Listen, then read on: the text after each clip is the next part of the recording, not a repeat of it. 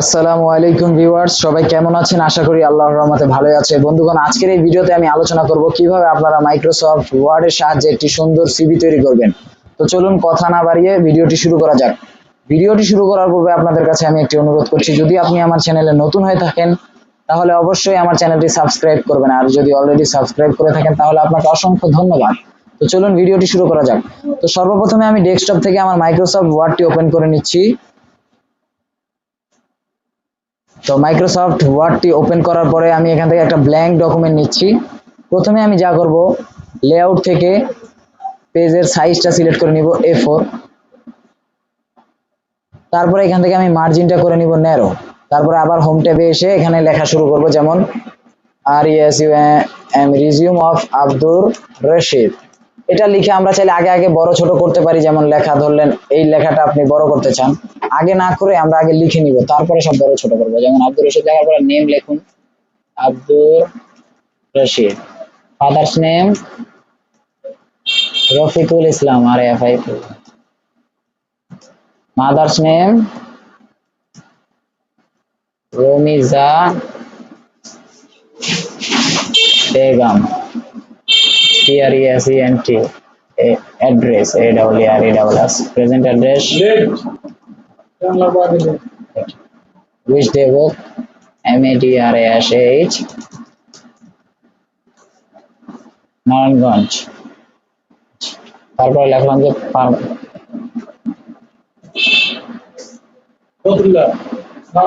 ARRES। তো এটা আমরা আবার লিখলাম না, এটাকে সিলেক্ট করে এখান থেকে আপনি Ctrl+C দিয়েও কপি করতে পারেন। এখান থেকে আমরা কপি করে এইখানে এসে আবার পেস্ট করে দিলাম। করার পরে আমরা নিচের লাইনে লিখলাম date of birth, date of BIRTH, date of birth 08 NOVEMBER 2002। তারপরে এখানে লিখলাম আর GENDER, জেন্ডার হচ্ছে মেল, RELIH, রিলিজিয়ন হচ্ছে ইসলাম। তারপর আমরা লিখলাম আমাদের যে দেশ রয়েছে, অর্থাৎ ম্যারিড স্ট্যাটাস আগে লিখে নিই, MERRIED STATUS, লিখলাম সিঙ্গেল অথবা আনম্যারিড দিতে পারেন SINGEL, অথবা এখানে তারপরে এখানে লেখেন ন্যাশনালিটি NATIO, NATIO NALITI। এখানে আপনারা লিখে দিবেন বাংলাদেশি BNGLADES। আপনারা যদি ইন্ডিয়ান হন তাহলে ইন্ডিয়ান লিখে দিবেন। আর এখানে ব্র্যাকেট লিখবেন বাই BIRTH, বাই বার্থ মানে জন্মসূত্রে।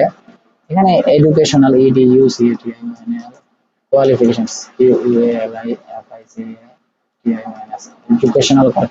তারপরে আমরা এই লেখাগুলো বড় ছোট করব। প্রথমে রিজিউম অফ আব্দুর রশিদ, এটা একটু বড় করলাম, এটা সেন্টারে আনলাম।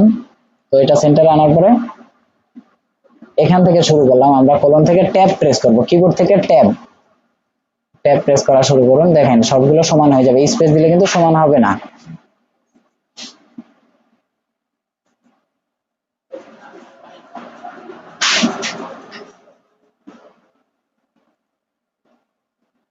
Ctrl+Z, এখানে আমি আর সহ নিয়ে নিয়েছিলাম, Ctrl+Z, আবারও একই অবস্থা। আচ্ছা, এই হয়ে গেছে। আর একটু, আর সিভি লেখার ক্ষেত্রে আপনারা অবশ্যই যেই ফন্টে ব্যবহার করেন না কেন, এখান থেকে ফন্ট সাইজ 14 করে নেবেন। 14 করার পরে এই দুইটা আর একটু সমস্যা করছে, Ctrl+Z।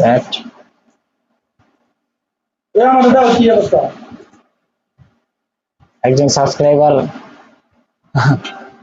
হ্যাঁ এইখান থেকে আপনি ছবি নিতে চাইলে ইনসার্টে যাবেন, ইনসার্ট থেকে শেপও নিতে পারেন, শেপে যান। ধরেন এই সাইজের আমার ছবি দরকার, নিলাম। এখান থেকে ডাবল ক্লিক করে অথবা রাইট বাটনে ক্লিক করলে একই অপশন, এখান থেকেও ফিল, এখান থেকেও ফিলে গেলাম, শেপ ফিলে গিয়ে পিকচারে যান। এখান থেকে আপনি ফ্রম এ ফাইলে যান, যেই ছবিটা দিতে চান ওই ছবিটা সিলেক্ট করে দিলে হবে। যেমন আমি এই ক্যামেরা ছবিটা দিলাম, এখান থেকে ইনসার্ট করলাম, তো এখানে এসে পড়ছে। অথবা আপনি চাইলে এখানে ফিলে গিয়ে নো ফিল করে দেন, আর আউটলাইনে গিয়ে এটা দেন। হ্যাঁ, ফটো হেয়ার, এখানে ফটো লিখে দিতে পারেন, ফটো। আচ্ছা, এই পর্যন্তই আমি, হ্যাঁ না